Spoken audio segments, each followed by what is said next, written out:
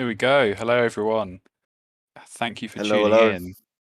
in. My name is Flan. I'm joined by my wonderful co-host, Chop. Hello, Chop. How are you doing today? I'm all right. I'm all right. You know, Good it's stuff. uh, it's it's nighttime here. It's closing in on 11 p.m. But it's been all right. How about Good, you? good. Yeah, all good. All good. I've been looking forward to this. We have got an absolute treat in store for you today. So we've got the final match of the Quetzal Marble Shield coming to you from the Wingspan Tournament Discord. So this will be a best of three match between Tay and Floating Lakes. So we have, before the match starting, we've got a lovely little marble race for you guys. So this is going to determine who is going to be the first player for game one of the match. So, Chop, do you just want to talk a little bit about the marbles race? Yeah. So it's a marbles race. That's about it. No, it's pretty self-explanatory. But I've set it up so that there's three marbles each for each person. Just because we know that Tay is about to fly off the track straight away, and we don't want it to be too disappointing for everyone only watching about 5 seconds. And it will only go for about a minute and a half. Like I said, the first person to the finish will win and go first in the first one of our match this afternoon. However, I'm not opposed to if Tay gets 2-0 up early, that we change it to a best of 5 if needed. So. Yeah, I mean, we all want to see as much wingspan as possible. So, if we can get some close matches, if we can get a game three, that would be good. So, It will yeah, be good. exactly. So, marbles race. We started off this tournament with a marbles race, so it feels We like we've did. kind We of did. we've come full circle here, which is good to Yeah. see. And yeah, actually, I think from the first marble race, I think floating came second in that one out of about 30 or 40 people, however many it was. So, It you'd was. have It to say was. when it comes to marble races, I think Floating Lakes has got the form here. He does. He does. First race as well. Groove was the first one to die as well. That didn't even make it to the end. So that was our fellow commentator. Just had Rest to in throw him up. peace, Yeah. gone but Rest in never peace, forgotten. Groove. That's it. That's it. Good All stuff, right. good stuff. Should we kick off this race? I think so. I think we're ready to All go. right. Let's do this. All right. I won't do the G 3-2-3-2-3-2-1, but we will kick off. I said G then anyway. All right. So we've started off. And one weird thing with this is I've actually got to do the camera work, which isn't actually the easiest. And actually, you know It's what? a I'm great I'm start gonna. for Tay right there. It is, but I've just realized that for some reason that there isn't the actual like logos on each of the balls, which there should be. You're just making our job harder. I am. Oh, we've already lost one floating lakes. Oh Lakes has no! already died once. And Tay in first and second place right here. Second, So yeah, but it's looking Lakes strong. does have third, so it's not all dead. No, no, and as we saw from the first marble race, it can all change quickly if you just get stuck somewhere. You bump Yeah, into a wall definitely. or something. So it's not over yet. Still plenty more life in this race. We've got Oh a couple no, going was down that? early. Yeah, I thought Tayro might have just flown off there, but just Nah, about you kept kind of got on. lucky. Yeah. But Lakes is up in a second though. Oh, and And first. yeah, sneaking ahead Oh there. no, Oh no, no, Terry's got the looks first like three. Tayro. You don't get any extra prizes for coming first, second, and third. Yeah, this is not the first three for all three matches. No, no. I'm trying to Oh, stay up with absolutely this lead ball. flying, just flying down that. It didn't even like, And that is Terry. Terry gets the wow, win. made that look That easy. he did. He really did. And like he's miles ahead of anyone else. Look at this. His ball's just like. Yeah, that last like ramp just completely bounced and like skipped all of the jumps, just went right Yeah. straight down to the bottom. So, Lakes also died again. I'm oh not sure no, if this is he's a bad Tay omen. is. Yeah, this Yeah, is not yeah. looking good. Where is this other ball? Oh, we can't even. No, just gave up. Eight Oh, they seconds. did Eight finish. seconds afterwards.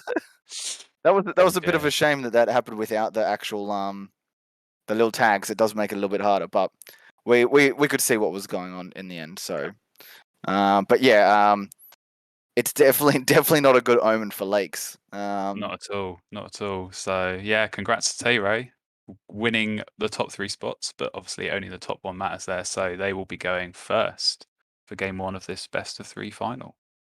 Yes, that was also done in pretty quick speed as well, in with 1 minute 29, like a full 18 seconds ahead of their second. That was, like you said, that jump really did propel them.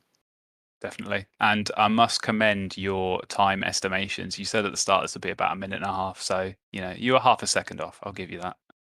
Yeah. Appreciate it. Not too No bad. worries. Not too bad. No. Good stuff. All Yeah, right. thank Are we you. ready to go? Yeah, I think we're gonna take a few minutes to set up here, so I think we'll be back in a few. All right. You get that set up. We'll continue to talk to Simon, who's the only one in the chat at the moment. But yeah, it'll be good. So Simon, how do you feel not being in the final? Going straight for the trash talk on someone who's not even playing. What else are we meant to do? You know, what else are we meant to do? No, I think it's fair game. If Simon's there, he's opening himself up to the trash talk. He is. He is. Oh, Was that just you ending your stream there? it was. I did get a little confused for a second, but it's okay. Elsie's been ripping me in the nest about my piloting of the camera, which was pretty poor. So, but that's okay. That's okay.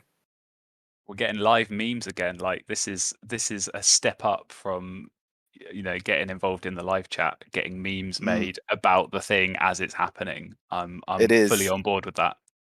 You should be, but it also partially should be you as well. Oh, I can't do 2 things at once, Chop. As I'm much as fully I'd love aware. to, yeah. We remember this from the first marble race when you were like, "But I have a sandwich. I can't commentate and have a sandwich at the same time." You got to prioritize your lunch. You always do. We don't want a hangry Flan. Not at all. That's the last thing you want. Yeah. But the good thing is, it might not be Mother Love talking to themselves in the chat. No, that's what we've Which seen has in a few happened. games. Yeah, it's happened a few games this tournament where you just get Mother Love sat in the chat talking to themselves for the best part of an hour. But yeah, Yeah. more people in the chat. Obviously we are here to give our views and talk you through the games, but obviously you will all have your own opinions on whether it's a good play or not. So definitely encourage you all to get involved in the chat. We'll be keeping an eye on it so we can pick out on any good points that you're raising as well.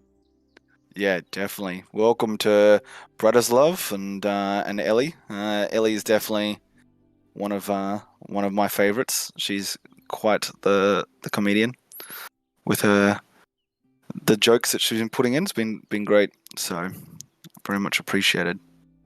Definitely. So do you have an opinion on who you think is going to win tonight? Who are you backing, Tay-Ray or Lakes? Who are you going to give the big jinx to?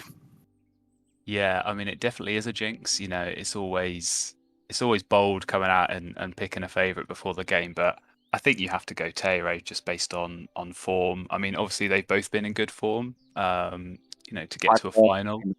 Race or You're Marbles and Wingspan. I mean, certainly, if you look at the tournament history, I think Tay-Ray edges it there with with more wins in the past. But even just looking at the individual record between the two, I mean, on our ELO system, they've played 10 times. Tay-Ray's won 8 of those and Floating just 2. So if Floating's going to win another 2 today, in order to win this final, I think that's going to be a big step for them. So I think Tay-Ray's got to be my favourite for this. Yeah, no, and I think that's fair, but I still have to disagree, and this is going with nothing more than I just think that Lakes has this in them today. I think that whilst Tay-Ray is pretty good, I think Tay-Ray also has a history of choking in the finals. Probably has made more finals than anyone. Yeah, but no, it's a good point. has I think also lost more finals than anyone. So exactly. Yeah, yeah. I think floating has 2 tournament wins, but that makes up quite a large chunk of the finals they've been in. But yeah, we have had a history of Tay getting into a good position and then choking, especially when there's the pressure of people watching on stream as well. So who knows? Who knows? Anything could happen. yep, 100%, 100%. So it should be quite interesting. But I do think that Tay-Ray's had a slightly harder road to final than what Lakes says. I think Lakes took the easy road, although you can only beat who's in front of you. Yeah, exactly. But I think that's a fair comment. I think whenever you get a sort of random seeding as we had with the marbles race this time, you never know who you're going to face, and sometimes you get those real top elo players in those early rounds, and you can struggle to get through those. But hey, like you say, you can only beat the players that are put in front of you. And so far in this tournament, neither player has put a foot wrong, and both found their way into the final. So you can't say a bad word against either of their performances so far. nah, 100%, 100%. It will be very interesting. Are we we're just about ready. Can we get Tay-Ray to send the invite to Lakes and get So one up? indeed. So we've got a good number of people watching. The clock has just hit 3:00 GMT, some other hour wherever the rest of you are. But I think that means we're ready to go. And the invite's going to be sent out with Tay-Ray going first as the winner of the marble race.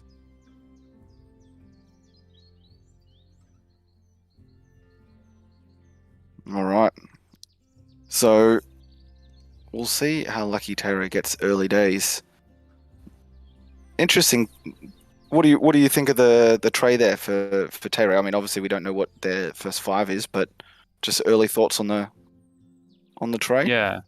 I mean, the woodpecker's the one that probably jumps out most at me. I think that's a really strong bird to get at the start. It's one food, get it in your forest, and it gives you that option of getting extra seeds from the bird feeder. So I think certainly if you're looking to get off to a fast start, you want to be getting as much food as you can quickly as possible.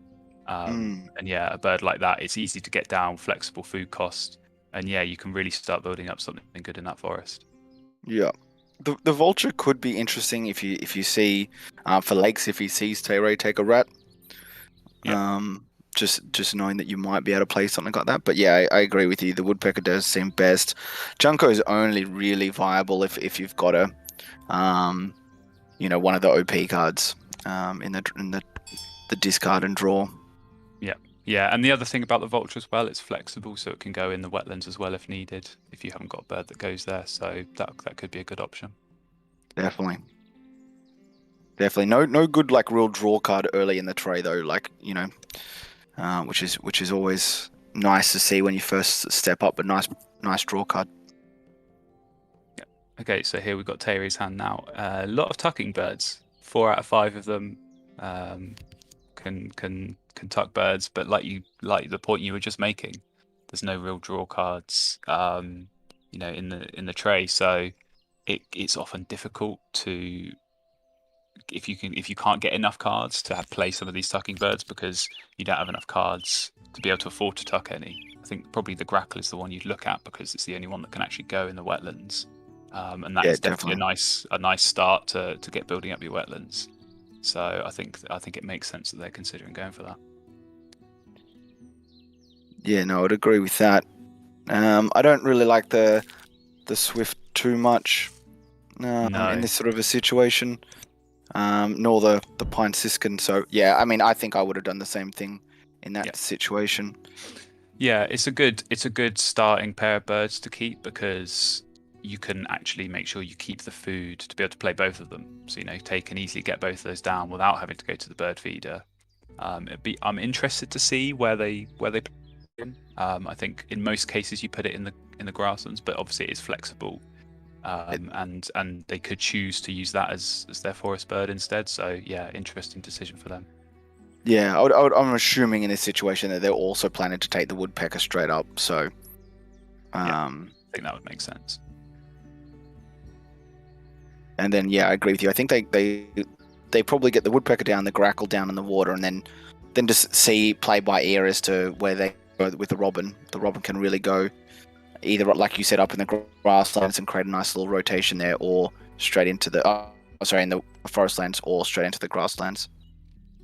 Yeah, exactly. It's flexible, and like you said, they can get the grackle down and maybe spend a few turns drawing cards and just see what else they get, and then work out what the best option is based on that. Alrighty, so Lakes' hand here with the belted kingfish is interesting. I think that's a good bird to start, especially looking at that first round goal. You want to get as many eggs in your wetlands as possible, and it's got 4 spots, so I think that's a good option. And getting extra fish, you could probably count on 2, maybe 3 fish throughout the game for that. Interesting, they kept the Vireo as well. I think that's purely because of the bonus. I think that's purely because of the bonus card, the platform builder, is why they did that. Yeah, it's an interesting one though, because by keeping the Vireo, you're forcing yourself to not keep that extra food. So now they will have to pick up food at least once if they want to get those other birds down. So and there's not actually the appropriate food for them in the so that would be really interesting. And as predicted, Ray has gone for the woodpecker, so I think that's a good move. They can get that down in their forest, and like we said, start building up. You want to start building up your forest and your wetlands as soon as possible in the first round. Those are the important habitats to focus on, because you need as many cards and as much food to get those cards down as possible. Yeah, no, I agree. I'm actually surprised. I still think that I probably, as Lakes, probably got the rodentologist over the platform builder, and I probably would have just gone the nuthatch and the kingfisher and just left it, and I would have probably left the Vireo myself. Yeah, I think you made a good point about keeping the Vireo because of the platform builder, but I think there's an element of keeping the platform builder because of the Vireo as well. I think you're right. Rodentologist is generally one of the stronger bonus cards. There's a lot of really strong birds that eat rodents, and if you have that bonus card, you get 2 extra points for each of them, so they become even better than what they already are. So they've kind of forced themselves into a bit of a corner here by going Vireo and platform builder. Yeah, it's also just quite. See, I'm surprised that he went the nuthatch earlier. I probably would have tried to at least get the free food out of the kingfisher straight down, because I'm pretty sure the grackle's going down right now, and they've now missed out on that exactly. Fish. I can see maybe why they've gone nuthatch, because I think they knew they would need to gain food, because keeping the Vireo meant they could only start with 2 food. They needed to go to the bird feeder again, but it looks like Tay's going robin in the forest, so maybe if Lakes can get that kingfish down, they still have a shot at the free fish. Yeah, true. And I wonder as well, with Tay laying eggs, I wonder if that is a signal that the robin is going to go down now. I think it is. Yeah. Just, it's interesting because now, are you just going to blind draw 1 card? I'm not sure. Yeah. Oh no, he's going to put the grackle down now and then use those eggs to draw away from. I would hope to draw so. 2. Yeah. Because I think if they did go robin in forest, if you then gain food, you either tuck the grackle, which you probably don't want to do because it's a good bird, or you end up skipping that tuck on the robin anyway. So it seems a bit odd to do that this early. Yeah, definitely. What do you make of that move? Going robin. Yeah, I think that was my least favorite move out of any of them, to be honest. I mean, I like the robin in the grasslands, but I would have, like I said earlier, I would have gone woodpecker and grackle and then been able to pivot depending on what I wanted to do with the robin. Yeah, I definitely agree with that. I think it's odd as well, considering they laid eggs and then played the robin in the grasslands. If you knew you were going to play the robin there, why didn't you lay eggs after playing it, as they've done now? Oh, this is interesting play. I didn't expect the grackle to go. Why? This doesn't really make sense with the first end of round goal as well. No, not at all. It's as if they've just sort of conceded end round goal now, because that vulture, I'm assuming they'll play it in their wetlands because they haven't got anything better, and it's only got 1 egg spot. So you know what, I'm going to call this a little bit early, but I think Tay might be might be choking early So days. this is definitely already signs of a choke. You know, some weird, Oh, that's a nice pull. That decisions. Ren is Excellent. Yeah. early days. Ren is nice, especially when they can just take an easy cherry right up and then lay that, Exactly. draw a couple of cards. They don't really have a Lakes doesn't really have a great way of drawing any other cards at the moment as well. Like you're having to discard an egg and use a Kingfisher. So Yeah, I think that's definitely a good pull for them, and as well the Hawk. That's another platform nest, so you know they're well on their way to getting that bonus card. I'm still really surprised at the Vulture play there. Like I thought that they were at least going to put that I up in the don't grasslands, understand that. No, because there's no obvious birds that floating's not got any hunting birds down. So I might understand if they'd already got a hawk or something down in their forest, and you think, okay, they're going to be doing some successful hunts. I can get some free food from this, but I don't know why. Yeah. If they wanted something in their wetlands, I don't know That's why they interesting. went vulture.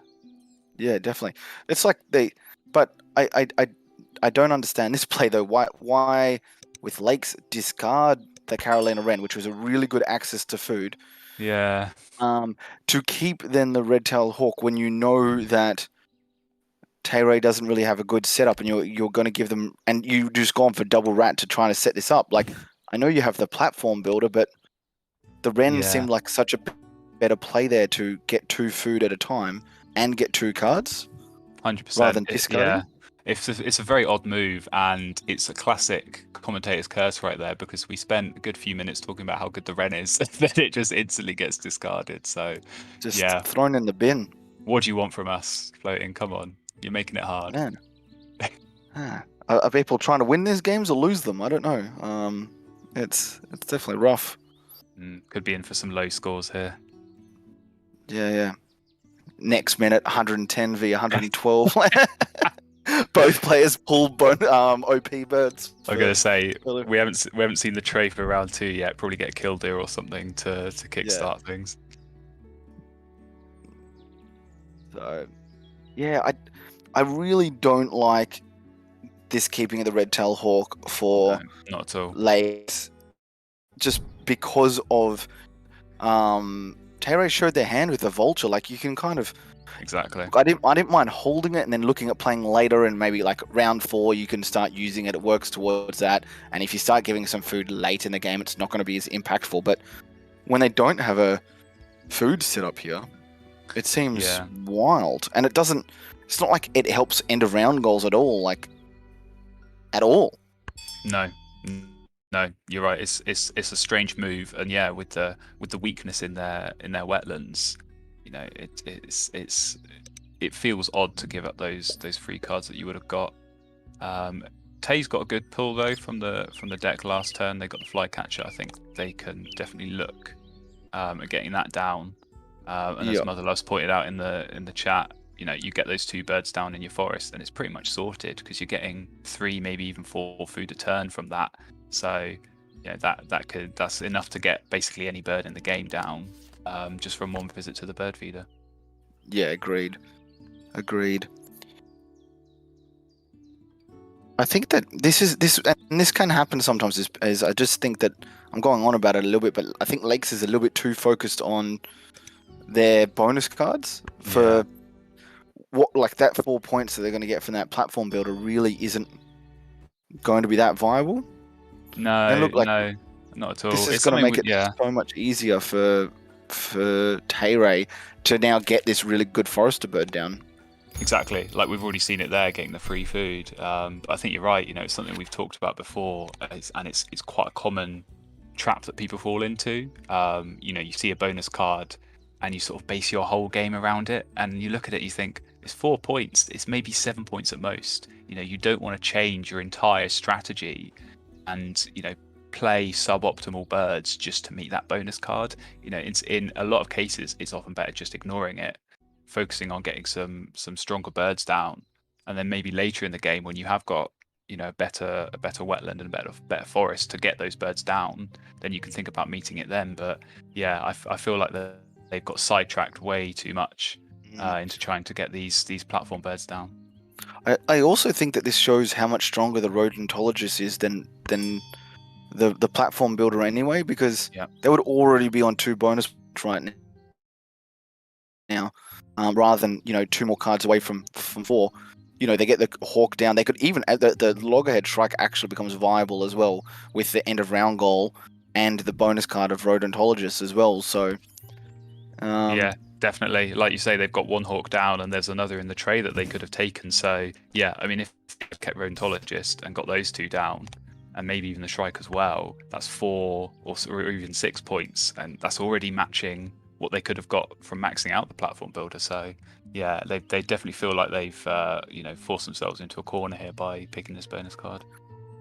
yeah, and look, even this Egret player, I'm not a fan of. Again, I know they're going for their platform builder, but you get 1 point, you're just giving more free food to Tayray. Yeah, it's another hunting bird. So, like you say, even if you're successful and you get the point, you're giving food to your opponent. So, it's I mean, it's not a terrible bird. I don't mind it as a second wetlands bird. 4 points for 1 food. You can save that egg that you would have had to discard when drawing cards. But yeah, it's an odd play when you can see the vulture there to go for all of these hunting birds, because you're just playing into Tayray's hands here.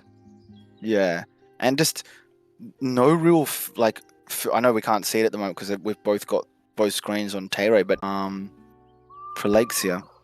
No, they need that second forest bird really, because you can get away with 1 forest bird if you have a good wetlands. If you're drawing lots of cards, you can afford to discard 1 every so often to get that second food. I mean, the nuthatch is a good start, but yeah, they need to start building that up really.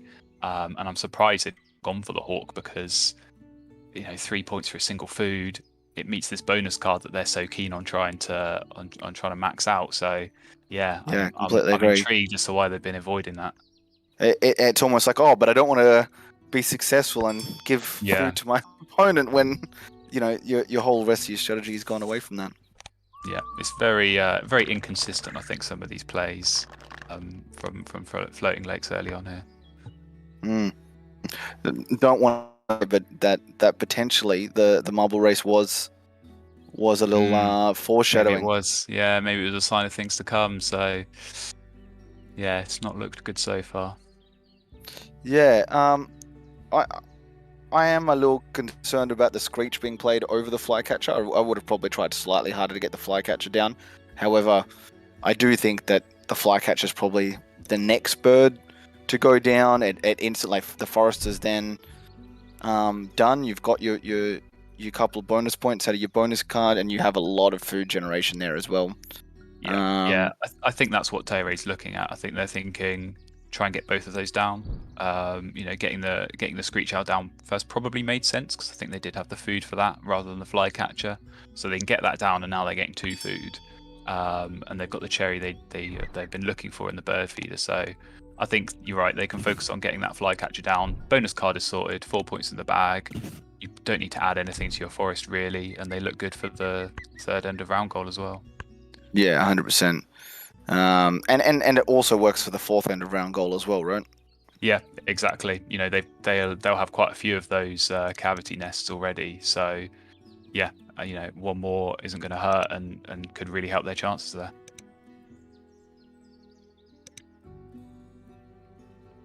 Yeah, I'm intrigued as to what Floating Lakes looks to do here. They've got the food to get down this Vireo, and they're potentially looking at getting it down to help steal this end of round goal with the bowl nests. But it's one of those birds that it's nice, but it's not going to help that much going forward, because it's a single use bird. You get the bonus card now, but it doesn't actively do anything going forward. And now what do you do with these bonus cards? You kind of just are praying for starbirds now, right? Exactly, and I think I'm not a massive fan of the Swift in their hand. I think generally those migratory birds are not particularly strong, but I think they're almost forced to get it down now, because, like you said, it's going to help for both of those bonus cards, and unless they can really cycle through the deck. Oh, there you go, Grebe. Yeah. I think they just have to hunt that Grebe like instantly. Got to go for it. Got to go for it, and I mean, they've not got the fish, but you've got the Osprey from Tayray. And also, if he plays any other wetland bird, you're going to get a fish from your kingfisher. So I think they can definitely count on when trying to work out what your opponent's going to do and what bonus cards they might have. Yep. We just got a message. I think Terry's stream is coming back up just at the moment. Yeah, but I don't know if has the actual stream been done. On YouTube? Yeah, I think the actual. Possibly. It looks like it's frozen. We shall see. Oh yeah, it's saying chat disconnected. We still got some people in the chat, so yeah, people can hear us, which is good. So even if you Fantastic. can't see the gameplay, you can hear the wonderful commentators. So you're halfway there. Yeah, and the better half at that. Exactly. Okay, it looks like we might be getting back up stream. Yes. I think it's just a case of showing Terry having poor both. internet. They need to go and stand closer to their Wi-Fi router. Exactly. That's the solution. Okay, I think it's saying that Taylor is streaming, but I'm not sure I can see their perspective.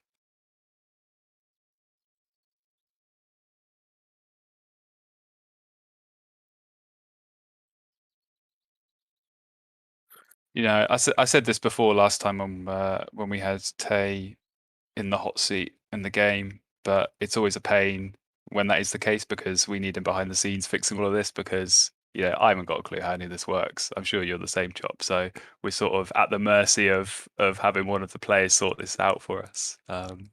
Yeah. And to be fair, Tay potentially is better behind the scenes in these high pressure games than he is playing. So well, I mean, based on the performance so far, I think I'd have to agree with you.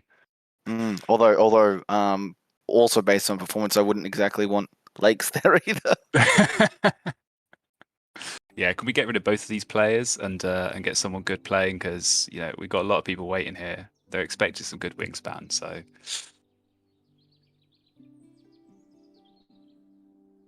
okay, I think Terry's view's back up. I think we got Lakes is just on the Yes. menu screen. Yeah. So I think he just needs to go back into the game. What a schmozzle they're talking about. He will actually go, oh, by the way, this is Arizona. This is about where I'm talking about, blah blah blah, and actually explains it and goes through, and which is very pleasant. Yeah, and he gets the cultural references as well. So I know he's a big Monty Python fan. So any fantastic. sort of any British culture, he watches a lot of British TV. So that's what I like to hear. And yeah, he's not the Messiah. He's a very naughty boy. Exactly. He understands. When I start talking stuff, and everyone else is sat there going, "What is this guy going on about?" I'm like, he gets me. Yeah. That was like my Venga Boy reference in that other stream, exactly. and Tay just giggled, but had no idea what I was talking about. Yeah, thought I was just flirting with him. Exactly. I watched it back and I got it straight away, and Terry's just innocently sat there not understanding. He just thought they were funny words, not realizing there was an actual reference in there. Yeah, I think he thought you were coming on to him, so yeah, 100%. a little bit of nervous laughter going on there. So yeah. Look, to be fair, it was a little column A, column B. It was one of those situations where it was happy to go either way. Yeah, no, exactly. You take it.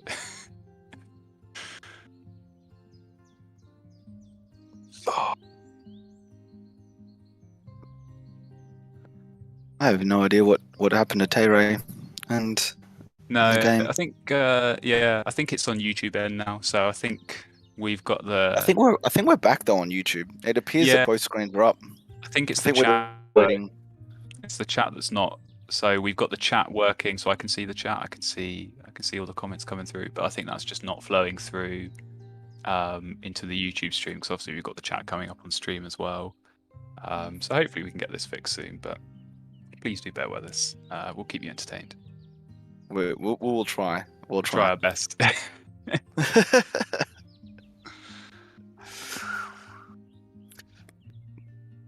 Who we got in the chat? Who's been commenting? We've got some familiar faces, which is nice. Seeing some people I recognise from the Discord. So you've made your way over. You didn't get lost on your way from Squad to YouTube. You managed to click a link, so congratulations. So for people at home that don't know, one of Flan's skills is Internet Investigator Flan. So I'm going to do a quiz on Flan to see how quickly he can work out who people are. Although we're about to get back up. I think we're back up. This will come back to this little. We'll save quiz. We'll save it for that. the next time we have technical difficulties. Yeah, we'll start with the difficult one of working out who Simon Devisme is. Devime. I don't know who that would be. I said it wrong already. I was gonna say I know who Simon Devime is. I don't know who Simon Devisme is. You know, that's a difficult one. I'll have to come back to you on that. Yep. Okay, I think we are back up. Yeah. All right, we are. Okay. Yep. No. Unfortunately for Lakes, the game did not get cancelled and restarted. We're still going on this one. That's a shame. No, I think they could maybe have used that to study a bit of time travel, so they could go back and make better decisions. But they're stuck in this hole they forced themselves into. It's very, very odd. Yeah. See, again, I know that's almost like I'm happy I lost. The predator situation. Yeah, it's a weird one when your opponent's got a vulture because you want your hunt to succeed because you get the point. But when it doesn't, you look at it, you go, well, they don't get the food, so who's the real winner? Yeah, early days, like an early vulture v predator is really quite brutal. Yeah, for sure. Okay, so that's another end of round win for floating, and potentially, this is the kind of thing that can make a difference in a 1v1 game. If you take even just 3 of those end of round goals, that's a big advantage that you're taking over your opponent. And certainly they can target, they can look to target 3 and 4 as well. So maybe they can build up on that lead even more. Up every day of the week. 100%. Yeah, no. Yeah, that's a good bird to take.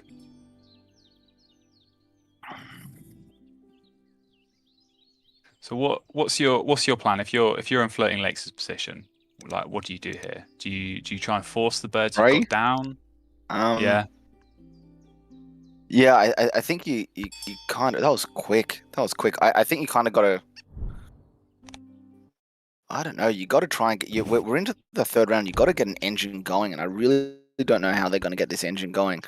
The good thing for them is that Bobo link is actually quite nice, considering the amount of starbirds they should have down.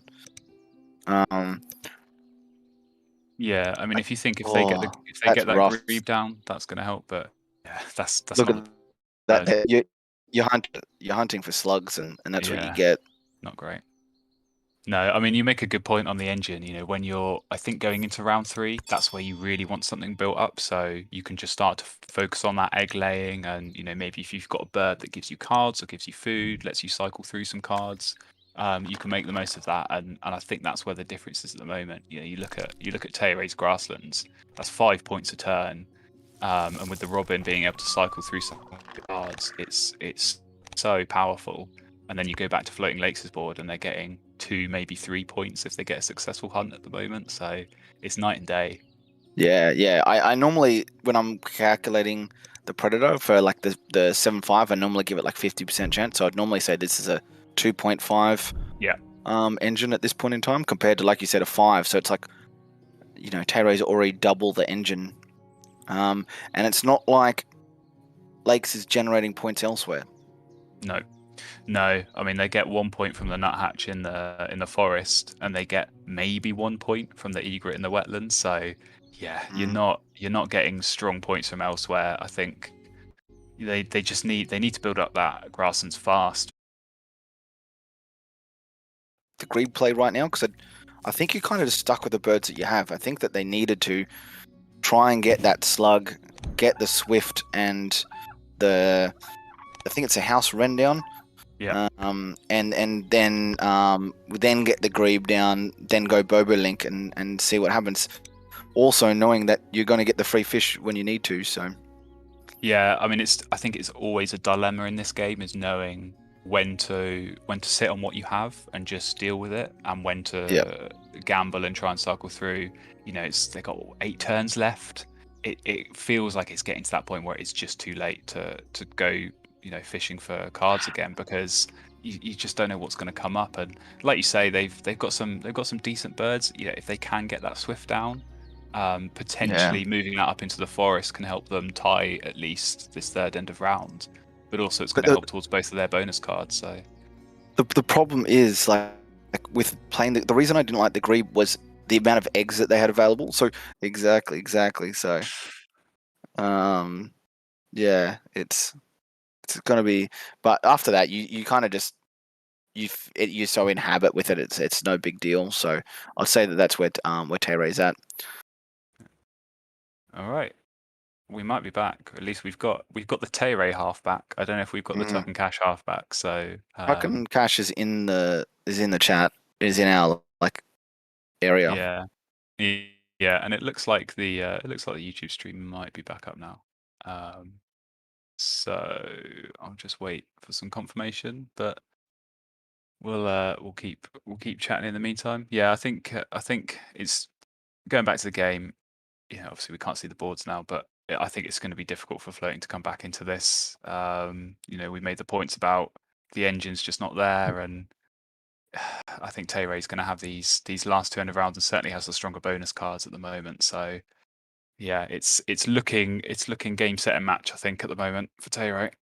Yeah, and unfortunately, like I don't really think it's going to be close either, because at the end, whilst Lakes took the first 2 end of round, it's likely that Tere will take the other 2, which just completely nullifies that.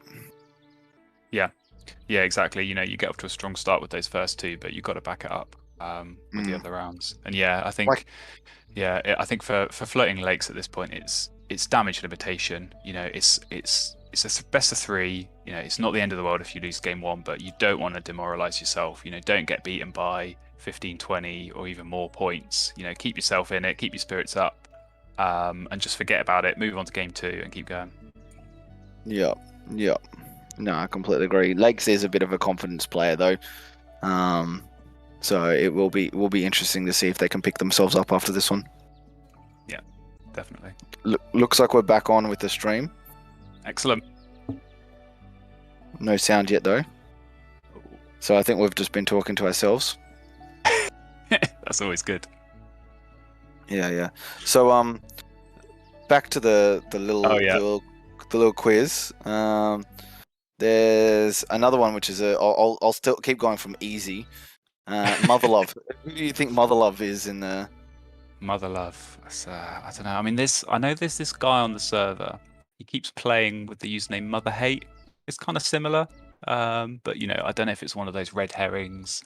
I don't want to go down, a false path here and get stuck. So it's a tricky one. I might have to do a bit more work on that before I know who that is. Yeah.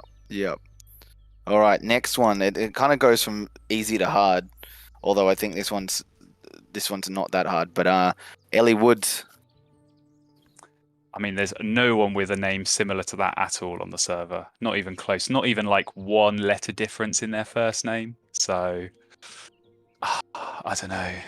Ellie Woods. I mean, it's a girl's name, and let's be honest, it's Discord. It's a board game. I think we've all seen. You're about to put yourself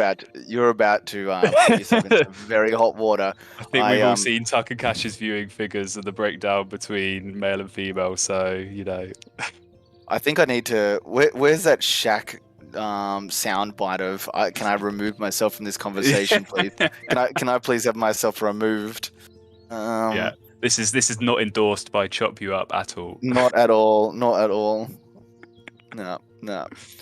So, yeah, you're on your own on this one. It's all tongue in cheek. I feel like I have to explain that. If I'm using I'm playing my British card. All right, this is just how this is our sense of humor. All right, we don't mean it. Yeah. It's just we're just. Yeah, I don't know. I had a word that was going to come to mind, but it didn't. So I'm just going to leave that there. Yeah. All right. Well, I think we can pay back attention to the game now. I'm curious as to what Floating Lakes is doing here, because they just laid eggs and declined. They needed to though. Well, but they didn't play I would have thought they would have played the migratory bird before laying eggs, so they could at least try and tie this end of round. But I don't know. It just feels a bit strange that they've not done that. Yeah, well, again, I mean, I keep repeating myself, but this is the whole reason why I wouldn't have played the Grebe, so you could do that one turn earlier with the Wren and the thing. But I mean, I think the Wren and the Swift go down now. And what? Oh, wait, what? This is not what I expected. I mean, what a waste of an egg. Yeah, I mean, I don't mind it. It's strange. I didn't see this coming, but they are gonna steal this end of round. So, fair play. They're going all in for this end of round, and actually, the bird feeder is not in a bad position. If they can get that, they can get the grub and the grain, and help get the bobolink down. That's going to be a really strong end, and then maybe they can just focus on egg laying. Who knows? Do you put down the? Do you use the mountain bluebird here? No, you don't have the eggs to do it. You just need the bobolink by itself, really, don't you? Yeah, and I think actually, you might look at the bluebird for this end of round, but actually, I think they've got more cavity nests already with the Wren and the Swift. So I think at this point it's too late to be spending a turn drawing cards. And like we said before, they just don't get enough points drawing cards. So it feels like a wasted turn in this final round. So I think definitely get the food, move the Swift, play the bobolink, and then just have a few turns laying eggs. Yeah, just egg spam at the end. Interesting.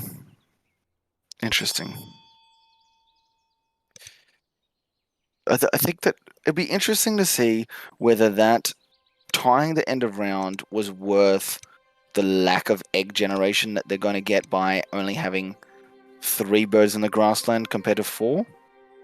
It's a good point, and it's one of those where at the time you can think about it and work it out and go, okay, I'll lose an egg by having to play it in the forest, and I'll lose this much egg production. Is it worth giving up those points in order to gain more points in the end of round goal? It's kind of you're giving up one point source to get more points from another. I mean, just looking at it from here, it's hard to work out if it's worth it or not. But I don't mind what they've done. I think it makes sense, at least on the surface. Yeah. So do we think that? I think the flycatcher is still going to go down here from Tay just as a way of getting to. Yeah, I don't know. Again, it's another one of those where he can just lay eggs. He's got the egg space. It's 5 points a turn. Obviously, getting that flycatcher down would be nice. It's going to help the bonus card. But if you've got to spend a turn gaining food, that's 5 points you've given up by gaining that food. So. Do you know what they can actually do? They could actually put this hummingbird down. That works with the ecologist. They then get they've then got 3 turns. No, they don't yet. They hope that the hawk gives them 1 free food, and they can probably get that flycatcher down the last turn. No. I'm not sure playing the hummingbird is the right move at this point. It helps with egg generation, and it also helps with ecologists. So it's a 5-point play for 1 food, which is the same as playing eggs. It's the same as laying eggs. Yeah, it's not a. I think if they had a grub as well as this fish, I think you could play the hummingbird, you could lay eggs, get that cherry you need, and then get the flycatcher down, avoiding the bird feeder. I just think flycatcher is probably a step too far. And hummingbird is 5 points, but you get 5 points from laying eggs, so it's not enough really to tempt me into playing it. Yeah. See, I do play it just because it is the same, and then it enables me if I can get some food generation through the hawk or floating lakes, that I have the ability just to do it. But also, I think there's more points there, because if you choose not to go with that, you can still be discarding some of that free food that you're going to get extra eggs down as well. Yeah, I mean, that's a fair point. And actually, they have got food now from the vulture, so it's a cherry. It's halfway to the food they need. So if they do get lucky and get that extra food, it's one of those situations where it's a point for floating, but it's potentially going to give even more to Teire by getting that flycatcher down. So obviously he's not to know that, but yeah, it'd be interesting to see if Teire does manage to get that extra food. Yeah, I know. I think Teire's left some points on the table here. Like I said, even if you don't intend to like actually utilize the brown power, the fact that it was the exact same amount of points and it enabled you just to discard some food and get an extra egg down, and also more egg generation spaces, I would have done it myself.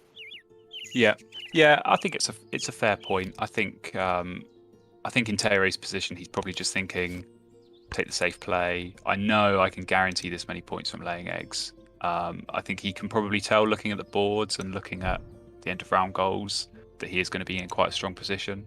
It's always one of those where if you know you're chasing a game, if you know you're behind, you might take that risk and go for the extra points if possible. But if you think you're leading, you take the safe play. Well, potentially. I mean, they've got the fish, so I think they can get the flycatcher down now, and that's definitely going to be worthwhile. So it's worked out for them in the end either way.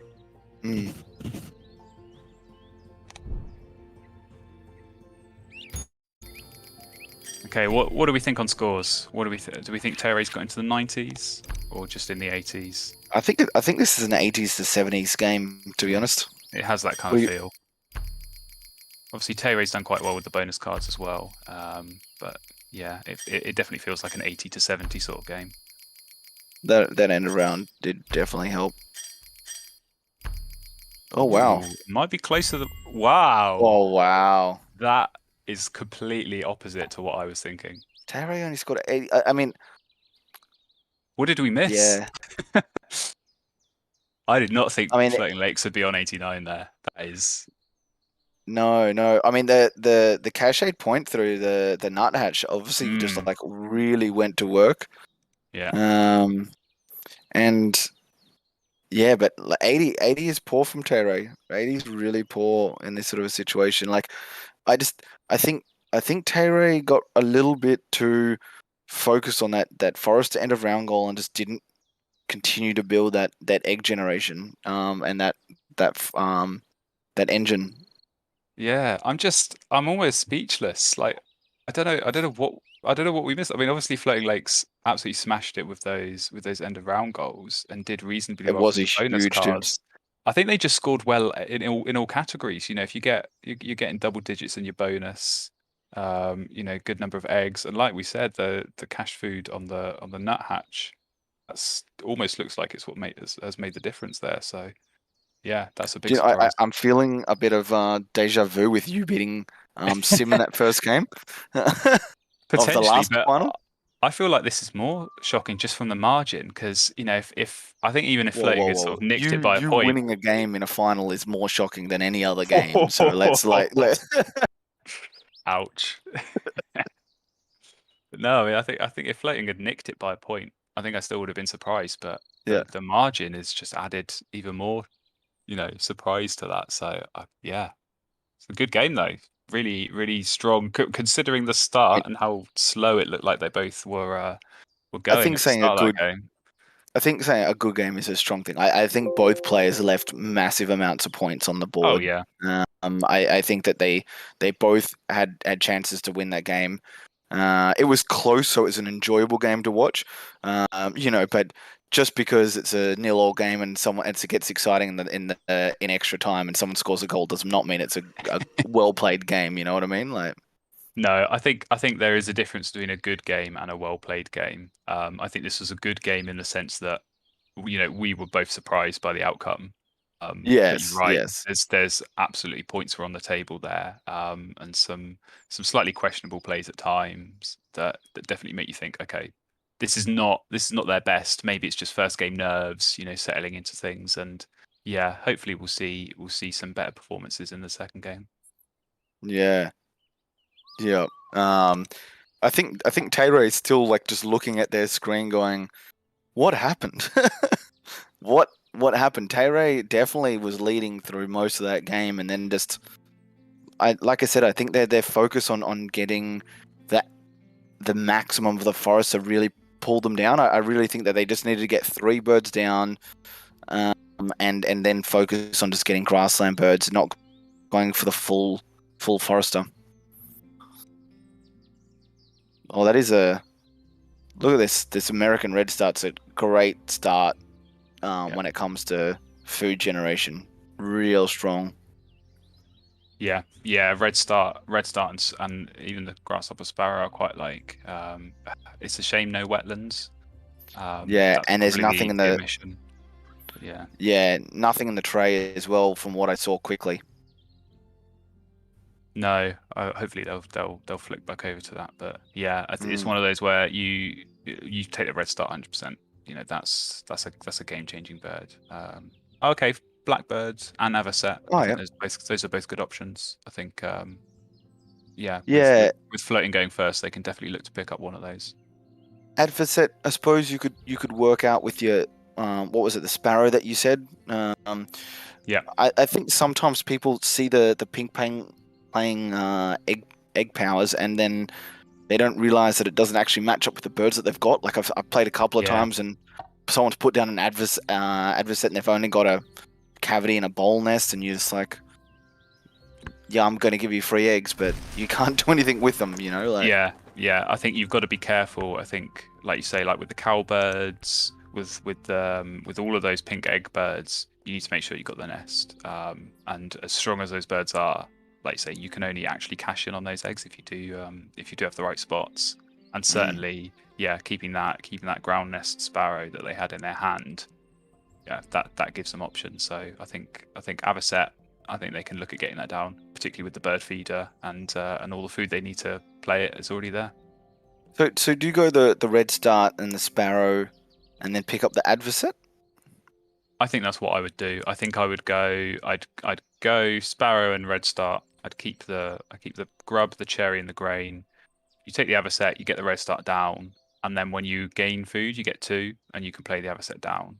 And, you know, it's your wetland bird. You can start cycling through cards, but it's also, once you get that sparrow down as well, it's really going to help you with the egg laying. Yeah, for sure. It's interesting that they're going for the nuthatch. I don't hate the nuthatch. I mean, it won them the game last time, so yeah. Like you kind of auto pick the MVP. Interesting that Lakes is coming up in the chat, saying they thought they were leading that entire game, which I would have to disagree with. Yeah, I mean, it's interesting because you mentioned the final game that I had where I snuck it at the end on 1 point. I mean, when I was playing that game in my head, I was leading. I was going into that last round with a lead. And then watching it back, you guys are like, nah, he's going to lose by 15, 20 points. Like, he's not even in it. So I think there's definitely some things where when you're fully absorbed in that game and you're only focusing on your own board, and, you know, obviously you can see your own points. You know, you've got an idea in your head of how many points you've got. But yeah, when you're commentating on it and when you're trying to pick up and focus on both boards at once, you definitely miss some things. And yeah, I think certainly we've missed some things, but a lot of surprises in the chat as well. So we're certainly not the only ones. Yeah. I think it was just an odd start, and I just think that there was, like I said, I think there was some decisions made that could have been better, and I just think that, I just think Tay-Ray got caught up in the bonus cards, which was what we're actually blaming Lakes for early days. Yeah. This is odd. I'm really surprised at what Tay-Ray has highlighted here. Yeah, I was going to say the choke is on. I don't understand both hummingbirds. I think the ruby-throated, that's a nice one. Keep that, but that black-chinned hummingbird is not great. And certainly I wouldn't look at keeping that instead of the extra food. But yeah, it's odd because these birds are kind of at odds with each other. You know, the flycatcher and the chickadee, if you get those 2 in your forest, that's great, you're sorted for food. But then why do you need the hummingbirds? Because your forest would be so strong, you'd have all the food you need in the world. You don't need extra food from those hummingbirds, so it seems a bit strange. Do you think they're trying to do some sort of full tuck with the blackbird? I don't know. It's a gamble because when you go second, you have no idea what card your opponent's going to take. So if you commit to that, you know, getting the blackbird and the hummingbird down in your wetlands, if you commit to that and then Floating Lakes goes and takes the blackbird, you're back to square one. and you're suddenly stuck with all of these birds that don't really synergize at all with each other. So I'm not really sure, what their plan B would be. Did Geese take over? Are they just going to go full co-op? Like, This has got a very full cult feel, and certainly, if they get, I would assume they're going to play the hummingbird in the wetlands, but if that goes in their grasslands and Floating Lakes takes the Avocet, you're giving your opponent eggs and food every time you lay eggs, and I hate doing that. I always hate giving. I think they're gambling. Yeah. I think they're gambling on Lakes taking the Advocet. They take the Blackbird, and then they go full tuck, and the Advocet becomes almost null and void early days. Yeah, potentially. And I think with the food choice they're looking at, with the grub and the seed, is exactly what you need for that Blackbird. So obviously works for the chickadee as well, but I think they're keeping that option open at least. But I think when you're going second, you cannot gamble on getting that Blackbird, because if Floating Lakes has other tucking birds, he's going to go for that. Obviously we know that he doesn't, but this is what Terry's got to try and work out. Yeah, no, for sure. This is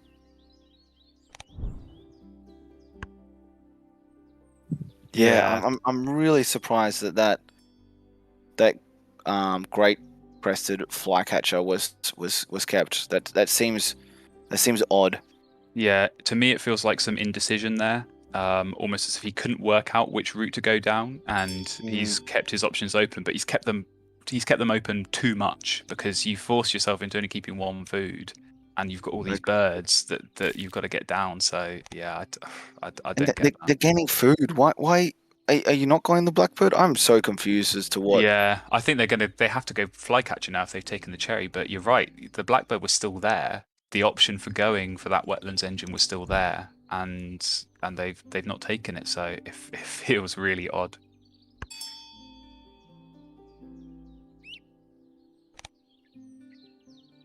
Yeah, it's definitely odd. I don't really know what is going on here.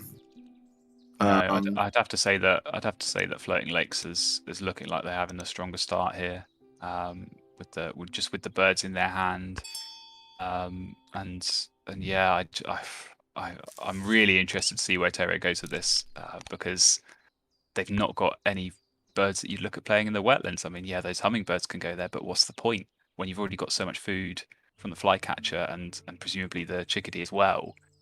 It feels like a strange decision. Yeah, definitely. And they've got the Advocet, so why would you load it up on the grasslands now? Yeah, I think you have to go wetlands here. Why are you going the cherry hummingbird though? Yeah, that's weird. You've got two hummingbirds and you play the worst one first. Like, I don't understand that. I don't understand that at all.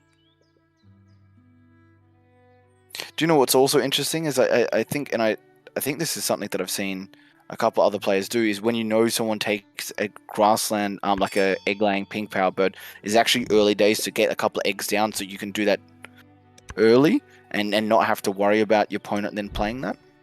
Yeah, and I think that's potentially what Terry's looking to do here. Obviously, you'll need eggs at some point. If you want to play birds in those second column onwards, you need the eggs. So yeah, if you can get as many of those down now before your opponent gets the pink power down, then absolutely, you're preventing them from making the most of that. So it makes sense, but I still think they have to go Blackbird in the tray. I don't know why it's still there. I don't know if they're going to draw it now, but it feels like they could have taken that a while ago. What? This makes no sense. You've got to go Blackbird here, surely. It fits so much better with the other birds you've got. I'll just draw randomly. What is going on here? This is very bizarre. Look, I could understand. I would give some leniency to this play if you had the omnivore, and you were like, you know what? I'm just going to leave them. I've got my own good food generation.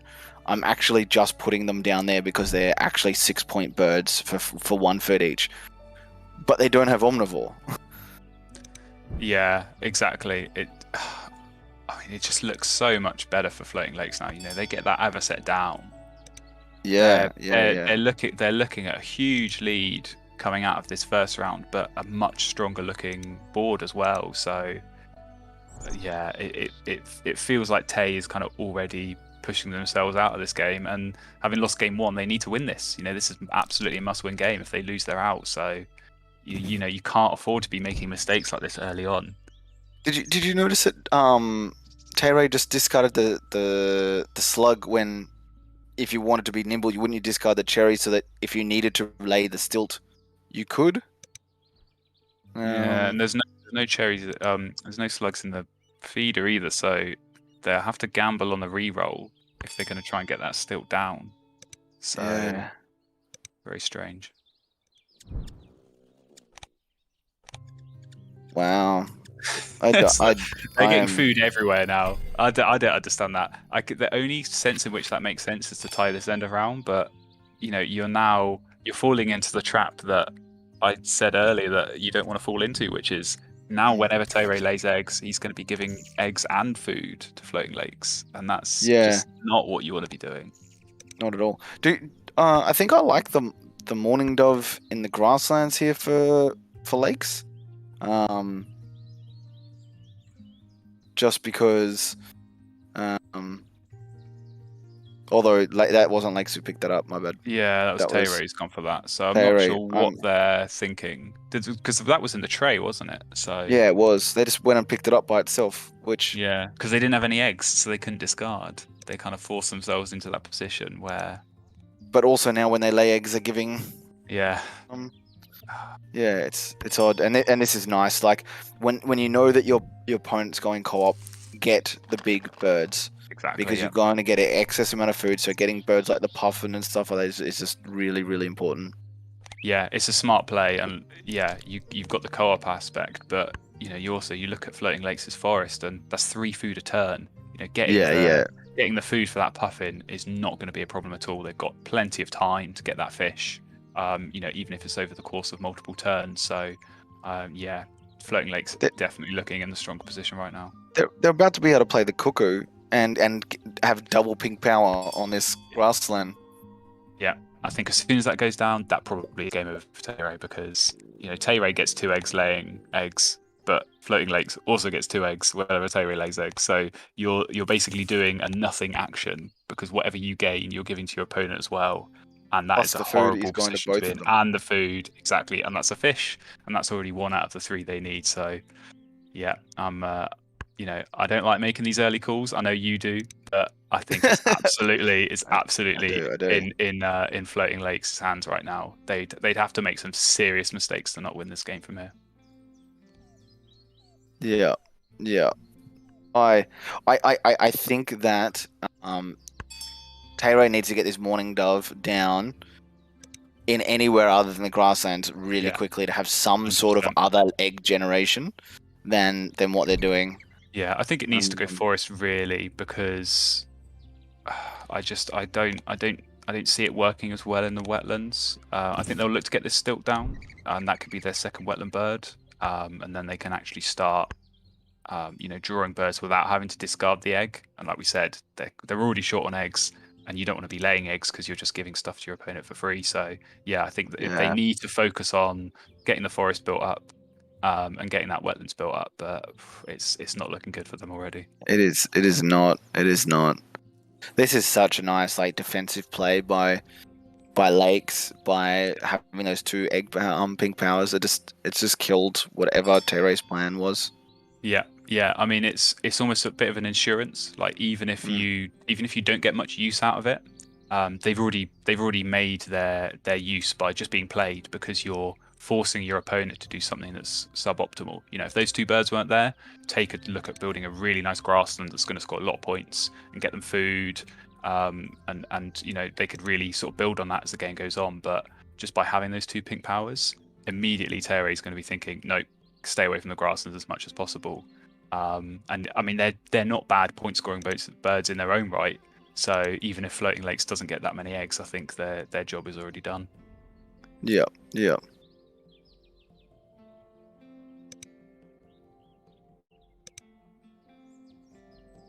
I think the most pink powered, like egg laying pink powers I've had in the game was 3, maybe 4. I think I might have had 4 in one game. Yeah, and I was I've getting definitely come up against 3 before. I've come up against 2 multiple times. I think 1 you can deal with. You know, Yeah. if someone's got 1 pink egg-laying bird, you can still build up a good grasslands that gets you 5, 6, 7 points, and you think, okay, it's not the end of the world giving them that 1 free egg. But yeah, as soon as you're looking at 2 or 3 pink powers, it's just not worth it, because whatever points you score, you just give so many to your opponent as well.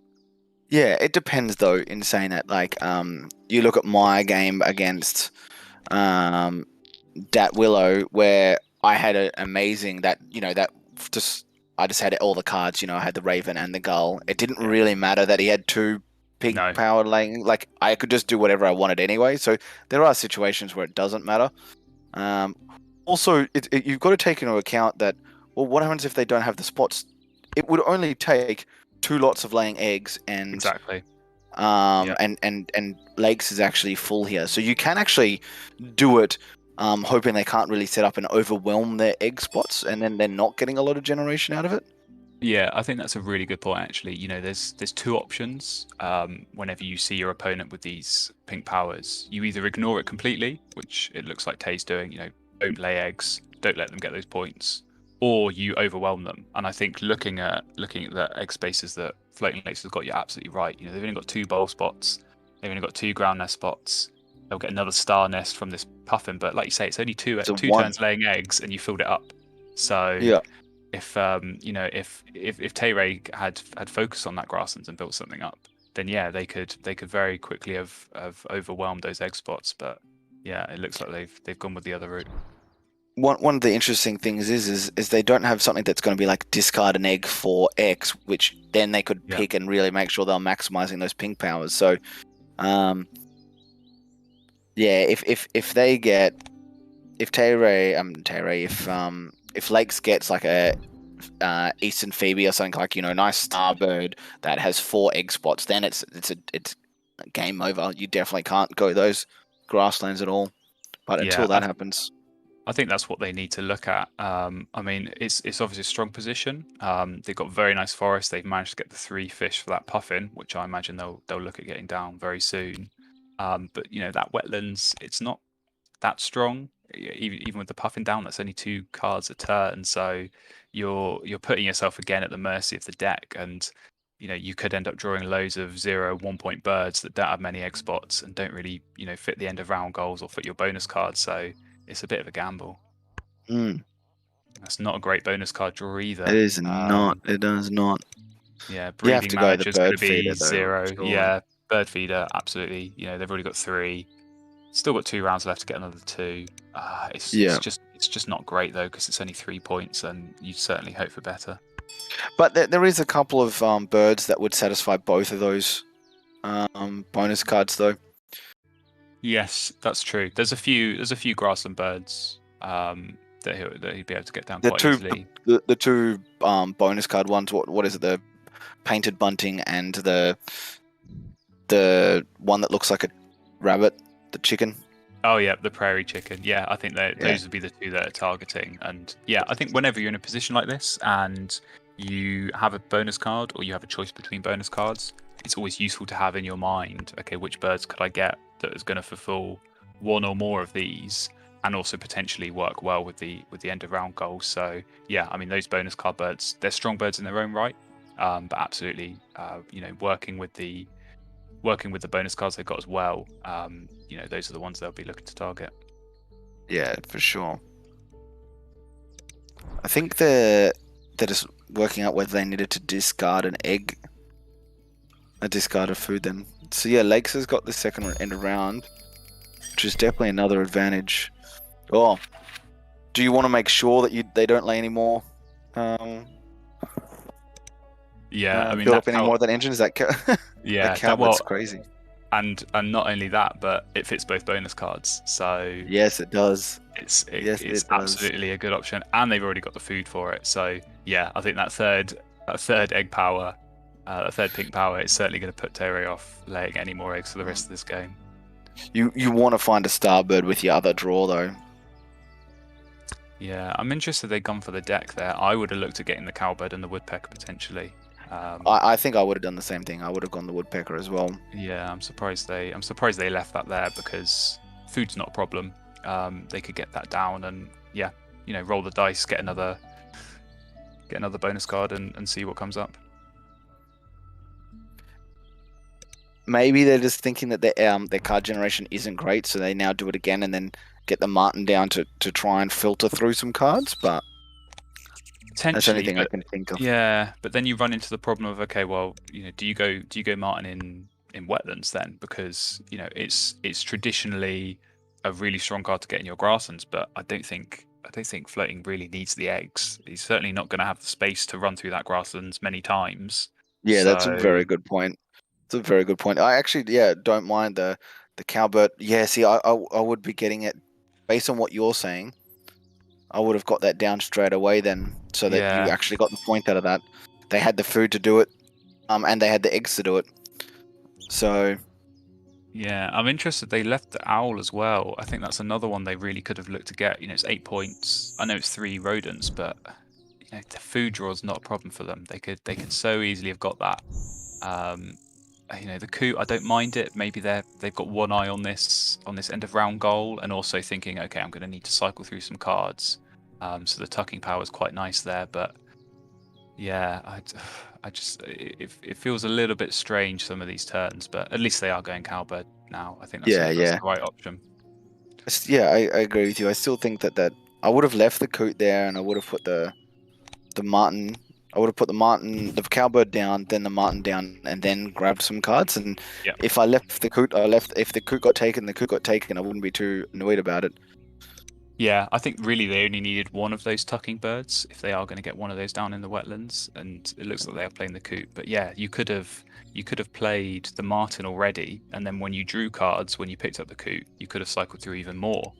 So yeah, it feels a bit strange here. Do you think that they're just going for the coot?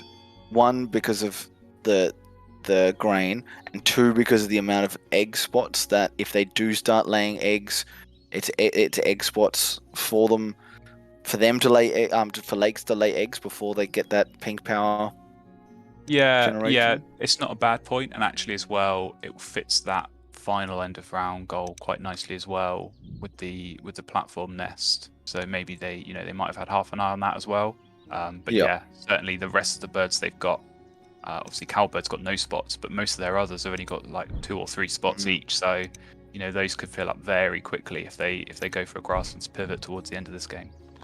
Yeah, Motherlove in chat made a really good point about the crow here. It's actually really good because you can distribute your eggs. So when Tay-Ray does give them 3 eggs, that crow is going to be able to pick them up and use them for food and give them more space to generate that. Yeah, 100%.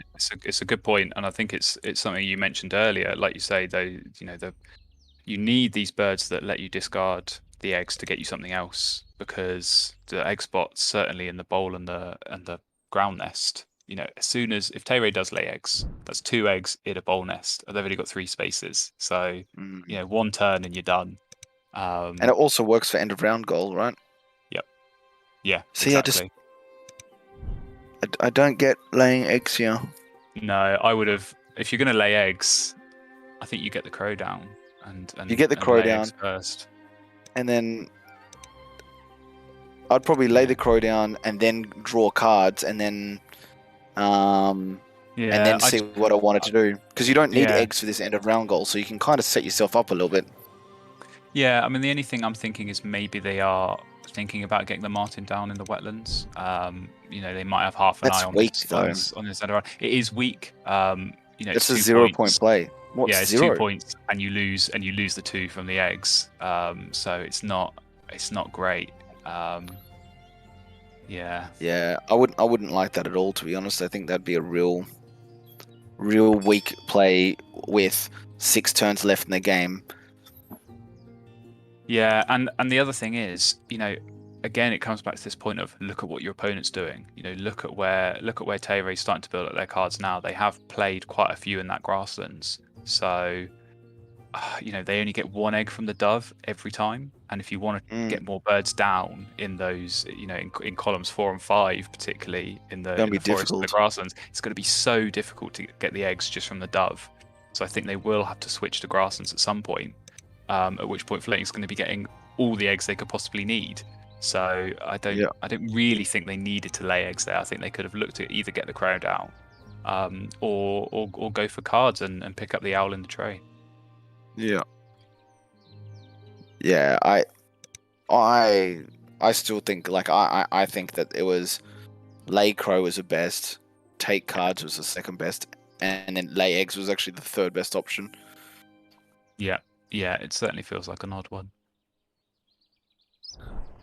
I do feel a little bit sorry for Tay here. I feel like you can almost tell a little bit from the body language and just the way that they're going about this turn. Undecisive, very undecisive. Very, very indecisive. They kind of don't really know, what's my Because you don't best want option here.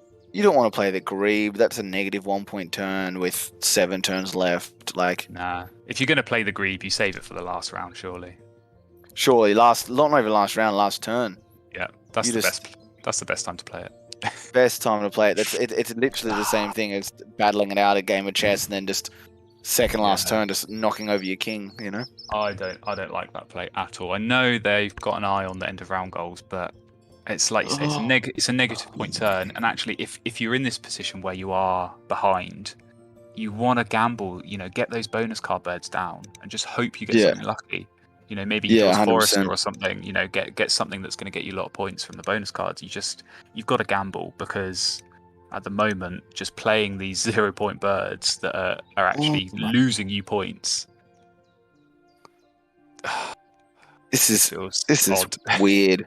but you look at this now, and this, even though this is really weird, this still makes this negative 1 point turn mean absolutely nothing.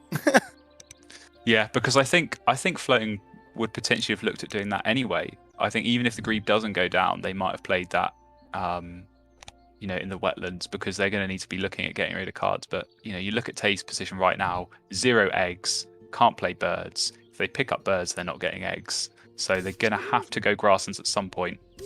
At which point, Floating is just going to be drowning in eggs, and they can kind of do whatever they want in this last round. So, yeah, definitely strange decision. The one thing is, it's not the worst thing laying eggs, because, like we said, Lakes hasn't really set themselves up to enable to have spots for these eggs. They've got 3 spots for the adversate, and they've only got 3 spots for bowl eggs, and they're getting 2 bowl eggs per time. So they're going to very quickly run out of stuff. And what's Lakes going to do when they're generating? Well, they're going to generate cards and gain 1 point per turn in the last round. Yeah, it's a good neither point. person really have set themselves up here for greatness. Not at all. And actually, there's some good points in the chat. We had the Grackle in the tray. That's something that Tay could potentially have looked at. They've got all these birds in their hand. You're not going to play all of them. If they could at least turn those into tucked and eggs, you could just run grasslands and overwhelm these egg spots. So it would have worked out quite nicely, I think. You don't underestimate the Mockingbird Mississippi OP Mississippi Kite double here. Yeah, I mean, if one opportunity re-rolling those dice isn't enough, take 2 and hope you get around the second time. Could you imagine doing that but you had the full bird feeder? And you're not even... Oh, that's the stuff of nightmares, that. Okay, well, now here we go. Here's Floating Lakes with all the eggs in the world. Just took 1 turn of Tay laying eggs, and suddenly that's 3 spots filled up. So yeah, I think they can be happy with that. But what are they you're doing at the mercy now? of the deck. They have to go. I think they have to go for the deck. You don't want to play that Martin. Dove's not a bad option. It meets the bird feeder bonus card, and I think they do have quite a lot of platform nest as well. It also meets the prairie and the bird feeder as well. It is a... Yeah, no, I think they have got quite fortunate there. That was a good draw. I think the dove certainly is a good option for them. But yeah, that warbler. Oh, I am really surprised that they Yeah, the double I would bird. have. I would have Yeah. kept the double bird because it's also a bowl nest, which Exactly. is perfect. And I would Yep. have got rid of the martin. Yeah, not only does it clear out some of those existing eggs to free up more spots, but like you said, it's another bowl nest, and that's the one that they're going to be really struggling for if Tayray does lay eggs again. Yeah. Now, don't get me wrong. Like, I think that the lark and the Inca dove is nice because it works for those end of round goals. Yep. Not the end of round goals, the bonus cards. But I really would have kept that that other bird and just got rid of the martin. Like, I don't understand the keeping of the martin there at all. Yeah, I don't think you'd look at playing the martin here. I No, think you're right. you possibly can't. Yeah, you go lark and dove. That maxes out your prairie manager, and gets you at least the lower end of the bird feeder one. But yeah, I think they've got enough eggs now where they could draw food once, and then they could go lark, go dove, and then also warbler as well for the end of this round. So I think that's a good option for them. Do you know what else that? Not to harp on about it, but that double bird also went towards the bird feeder bonus That's card. true. That's a good point, and that might have got them up to that second threshold. So yeah, that could have been a big difference for them. I think they're on 5 already, so I think those 3 birds, Yeah. if they do get them down, but yeah, interesting. Interesting bonus card for Tayray. They've drawn the Ulogist, and normally, if you get to the end of the game, you draw the Ulogist. You thank the Wingspan gods because they've been nice to you. But now that's just forcing Tayray to lay eggs, which I don't think they want to do because just the amount of eggs that's going to give floating is it's not going to be worth it. Oh, look at that! Much nicer draw. Omnivore perfect. 6 points. Thank you very much. Yep, you take that all day.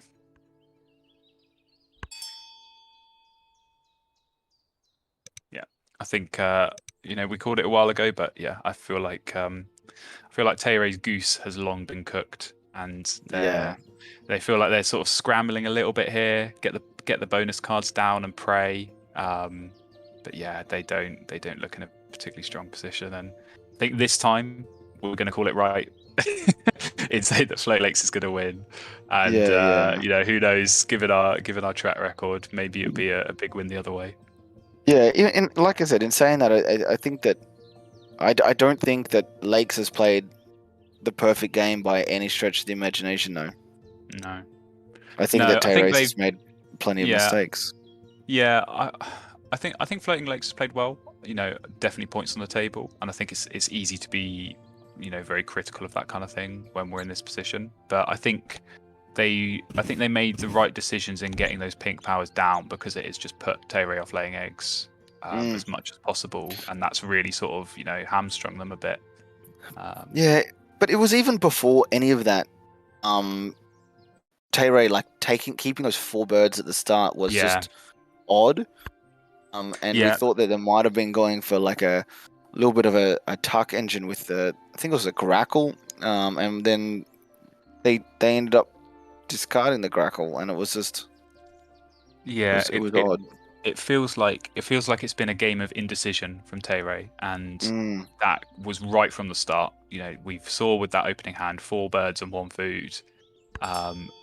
It felt like they couldn't make their mind up on what they wanted to do, and I just feel like that problem's followed them throughout the game. They kind of got stuck at a few different crossroads. We saw with that Grebe going down in round 3. I'm not sure that was the right move. And yeah, they forced themselves into this corner now where if they want to get that Ulogist, I don't think they even can max it out because they only get 4 eggs a turn. So you're laying 3. Okay, he's going to discard the card, discard the food and get 4 eggs, but you're giving your opponent 3. So you're getting 1 point for that basically, and that's not the kind of turn that you want to be running in this final round. Not at all. It's quite awkward. And here you go. Here you go, Tayray. Here you go, Lakes. Here's some food as well. Yep. Exactly. Yeah, I can't remember what food they got. I think they already had enough. Yeah, I think they've declined it. Right? So they're skipping, but because Tayray wanted the reroll. So that is one of those like 3000 IQ level moves there, where you calculate your food and you think, I don't need it. I'm not going to reroll the bird feeder for you. I actually disagree with this one. Because this actually is better for Tay-Ray because they only wanted the food for the extra point, I think, of the last turn. I don't see them actually playing anything. And this actually now means that they've got 4 dice to roll for the kite rather than. Oh no! So it's a minus 3,000 IQ move. Yeah. I think it was actually an overthought process Yeah. one. So I think it's one of those where when you're in floating's position, you don't know what cards Terry's got. So maybe they needed that reroll for, maybe they needed a second grub so they can get the Bell's Vireo down or something like that. Like you're trying to work out in your head what they're going to do. So yeah, I think floating lakes is probably going to be sat there feeling smug, thinking, yeah, I did a 3,000 IQ move, and then they're going to look back at this and realize that they just gave them an extra dice to get the rat on the kite. Yeah, which now don't get me wrong, I don't think it's going to do anything, but oh no, that's going to make 0 difference to the result of this game.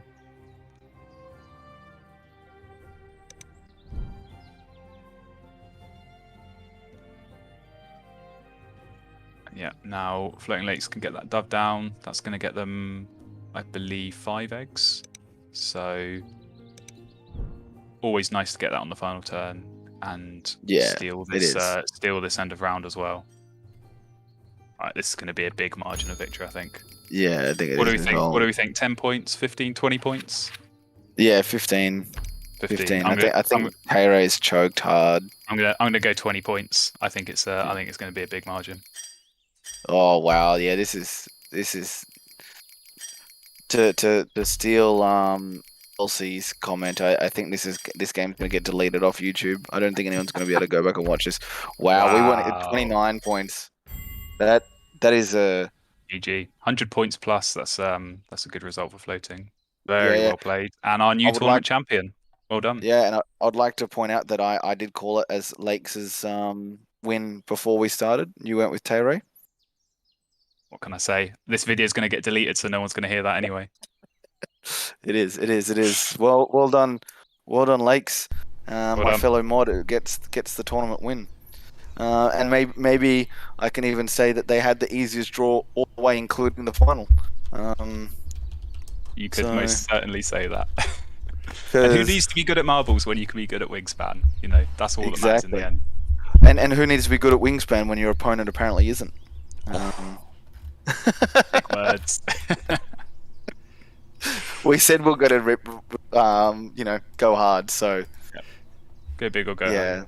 What happened? Yeah, definitely. So let's see if Lakes wants to say anything. Do we have a victory speech? So I don't get to say anything because you can go second. Yeah. We thought you might be still choking and didn't have anything to say, so. Yeah. Recovering. Boy. Yeah. More like full choke, mother love. Just say good game to my opponent there. Good game floatings. Well played. That's very noble. That's a big slap in the face. That was pure sarcasm from Lakes. Good game was anything but from Tay-Ray. You had a triangle hold on your egg production in that last game. I had no idea what to do. Yeah, we can tell. You had no idea what to do even before the game started. Even your starting hand and the way that you started that was definitely interesting, to put it politely. Okay. Yeah, I've got your video title sorted out. This is the one where I couldn't decide what to do throughout the entire game. I couldn't. I was overwhelmed. When was the last time you scored 77, Tay-Ray? In Premier League against Yord, I think. Hang on. This is not like Flan. low point for me. Okay, so it apparently it happens more regularly than anyone thinks. Tay-Ray isn't actually as good as they appear in the amount of tournament wins. Oh wow! So you have it. Yeah, there you have it. All right. So I guess I'm gonna wrap up this video. Really, you want to get out of this conversation and then end hit this the delete stream? button. Yeah, this might or might not be public. But yeah, well, thanks for everyone who joined the the streaming, I hope, is entertaining and you enjoy it. And please join us next time again when we live stream next tournament. Yeah, definitely. But yeah, again, good. Well done to Floating Lakes, the winner and winner of marbles. Yep. Congrats to Floating Lakes, and thank you, Flan and Chop, for hosting. So have a good day, Yeah, everyone. You'll definitely Thanks get for some having us. giggles out of that one when you listen back. Oh my god. I just can't wait.